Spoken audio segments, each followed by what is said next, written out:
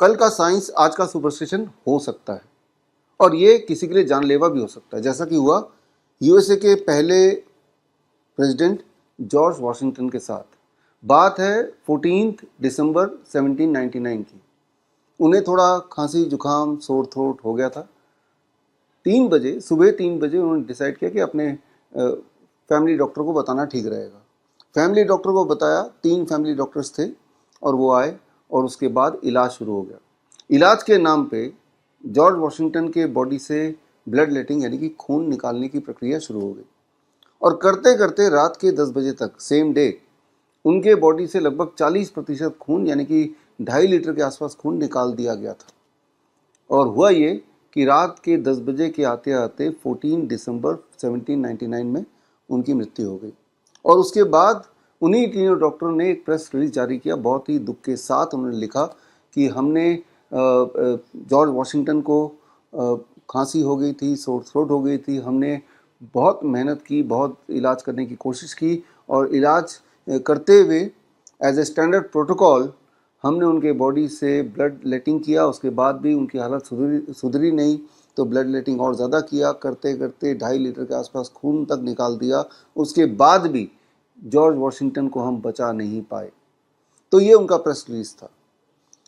जो उस वक्त साइंस माना जाता था कि भाई किसी को अगर खांसी हो गया, जुकाम हो गया, बुखार हो गया या कोई भी और इन्फेक्शियस डिजीज हो गया तो उसके बॉडी उसका खून गंदा हो गया तो खून निकालो, खून निकालते जाओ तो ठीक हो जाएगा। वो उस वक्त का साइंस था। लेकिन आज आपको पता है कि एक सुपरस्टिशन है।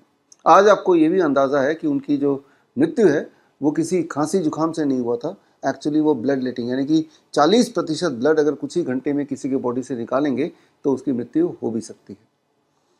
तो यहाँ पे मैं ये बोलना चाह रहा हूँ कि एक टाइम पे जब उसको साइंस माना जाता था, ज़रा सोच के देखिए उस टाइम पे अगर आप या मेरे जैसे कोई होता और बोलता भाई ये क्यों कर रहे हो, इससे तो इनकी जान जा सकती है, तो या तो आपको बेवकूफ़ समझते या आपको मानवता का दुश्मन समझते।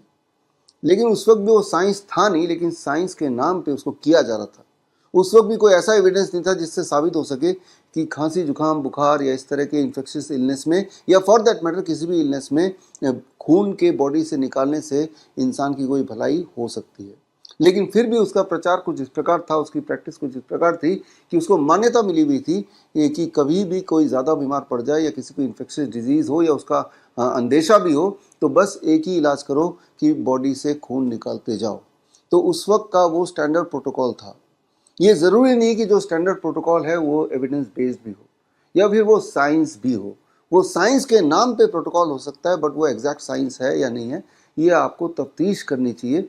क्योंकि जिस प्रकार उस वक्त का आज से करीब 200 साल से ऊपर से पहले का जो साइंस था, अब हमें पता है, सभी को पता है कि ये एक सुपरस्टिशन होगा। इमेजिन करके देखिए कि आज की तारीख में आपको खांसी हो जाए और डॉक्टर आपको बॉडी से बोतल पे बोतल खून निकालने की बात सोचे या करने लग जाए तो किस तरह का एक भयानक दृश्य होगा।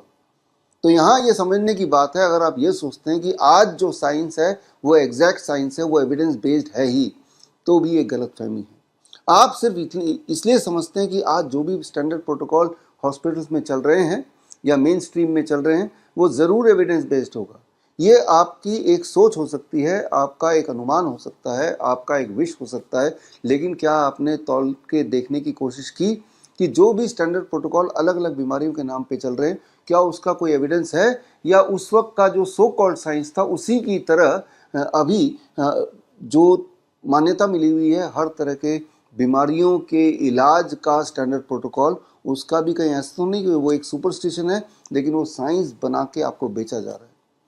इसी बात पे हम चर्चा करेंगे on 23 July, that is on Chandrashekhar Azad Jayanti and बाल गंगाधर तिलक जयंती।